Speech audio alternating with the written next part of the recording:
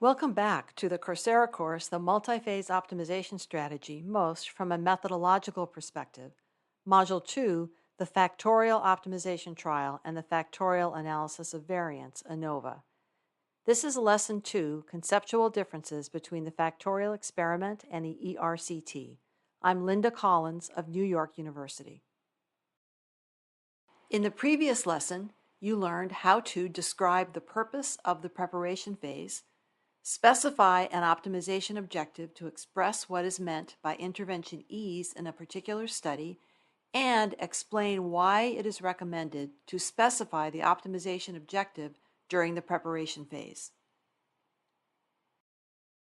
In this lesson, you will learn how to describe the conceptual differences between the kinds of research questions addressed by the ERCT and those addressed by an optimization trial, and recognize the importance of basing the selection of an optimization trial design on the resource management principle. This is the by now familiar figure illustrating most. I want to call your attention to the evaluation phase. Recall that in the evaluation phase of most, the optimized intervention is evaluated in a standard ERCT. Now, why does an investigator conduct an evaluation trial, or ERCT? The objective of an ERCT is assessment of whether the intervention as a package outperforms a suitable control or comparison. We are not going to get into what constitutes a suitable control or comparison in an ERCT. That is outside the scope of this course. Generally, when you want to evaluate an intervention as a package, an experimental design in the ERCT family is the most appropriate. Now I'd like to call your attention to the optimization phase of most. In this phase, the investigator conducts an optimization trial. Why does an investigator conduct an optimization trial? Here the objective is efficient assessment of the performance of individual intervention components. You might want to weed out any underperforming components, including iatrogenic components. You might want to get a sense of the magnitude of each component's effect. You might want to examine whether the effect of a component is augmented or reduced in the presence of another. Generally speaking, an experimental design not in the ERCT family is needed to address these kinds of questions. I'm going to state something now that is probably obvious to you and has undoubtedly been a part of your scientific training, yet it is often ignored in intervention science. Here it is. Different research questions call for different experimental designs. It isn't possible to address every research question with the same experimental design, even one as versatile as the RCT. Let's contrast the kinds of research questions that optimization trials are best suited to and that evaluation trials are best suited to. An optimization trial is used to help build knowledge about which components work, which components interact with each other, and which components work for whom and under what circumstances. An optimization trial is less helpful for assessing the overall effectiveness of an intervention as a package and for whom the package works and under what circumstances. By contrast, an evaluation trial helps build knowledge about the overall effectiveness of an intervention as a package and figuring out for whom the package works and under what circumstances. An evaluation trial is less helpful for assessing which individual components work, which components interact with each other, and which components work for whom and under what circumstances. Here is an example to help you see the differences between the kinds of questions each type of trial is best at addressing. Conducting an optimization trial would be a good way to address questions like, what is the effect of the motivational interviewing component on average? Does peer mentoring have a larger effect when text message support is included?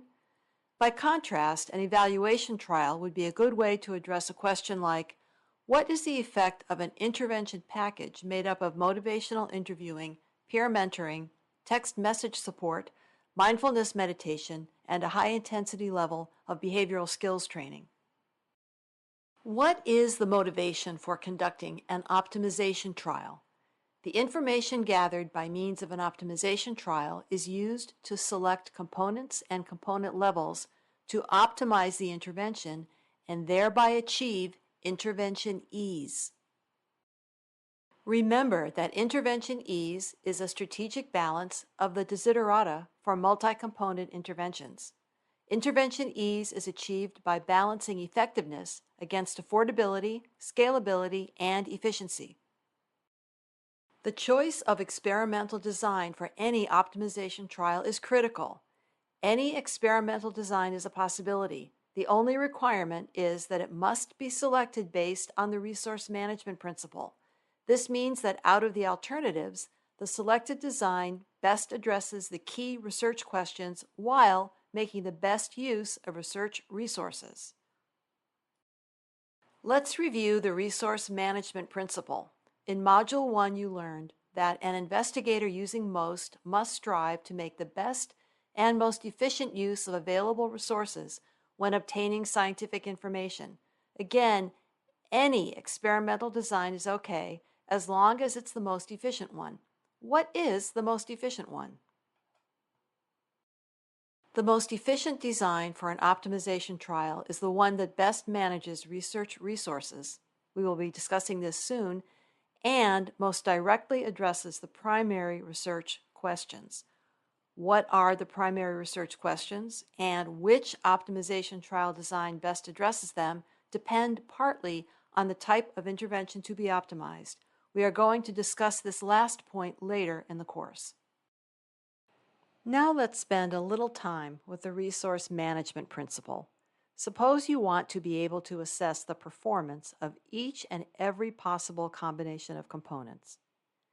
In the example, we have 5 components, each with 2 possible levels, so there would be 2 to the 5th possible combinations of components.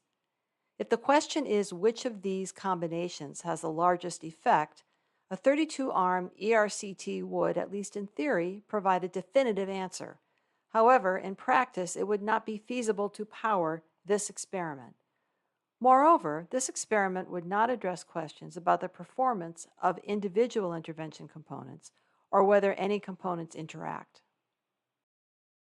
The resource management principle says that instead of always selecting an ERCT, no matter what the research questions are, manage the research resources strategically so as to gain the most information, gain the most reliable information, and move intervention science forward fastest. To accomplish this, decide what information is most important and target your resources there. Choose the experimental design that is most appropriate for the type of intervention being optimized, and choose an experimental design with efficiency in mind. As you will see a bit later, different experimental designs have different levels of efficiency when applied to different research questions.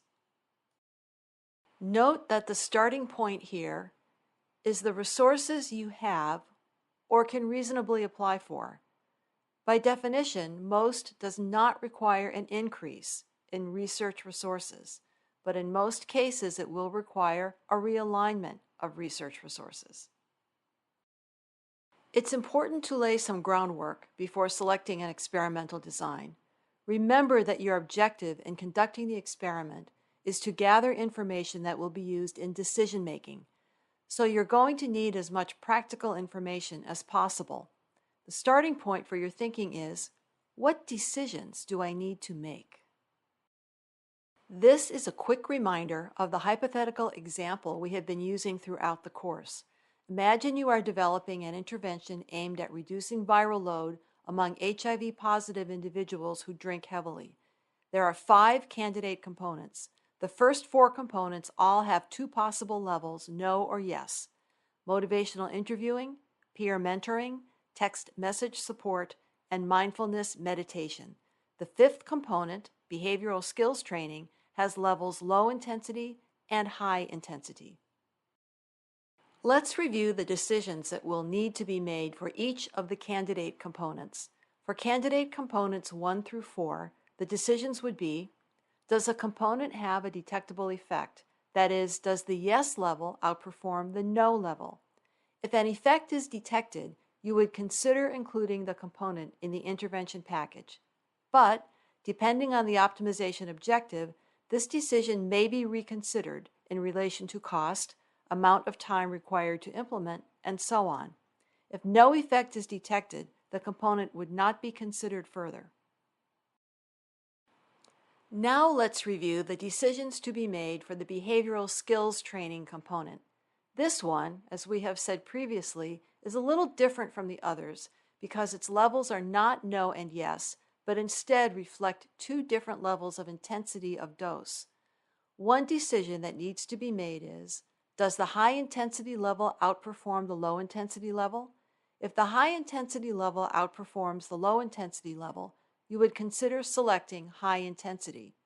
Depending on the optimization objective, this decision might be reconsidered in relation to cost, amount of time required to implement, and so on. If the high intensity level does not outperform the low intensity level, then you would probably select the low intensity level for inclusion in the intervention. Note that you are always selecting a component level. When the components are no and yes, selecting no means the component will not be included.